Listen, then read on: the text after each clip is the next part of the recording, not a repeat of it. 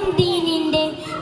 വട്ടം ജോലിക്കാൻ നാളത്തെ ജന്നാത്തിൽ ലാദർപ്പമോദാൻ ഇന്നിൻ ഹയ്യിൻ നാമത്തെ ലോകത്തെ ഉണർത്തിയിടാൻ ഇന്നിൻ ഹയ്യിൻ നാമത്തെ ലോകത്തെ ഉണർത്തിയിടാൻ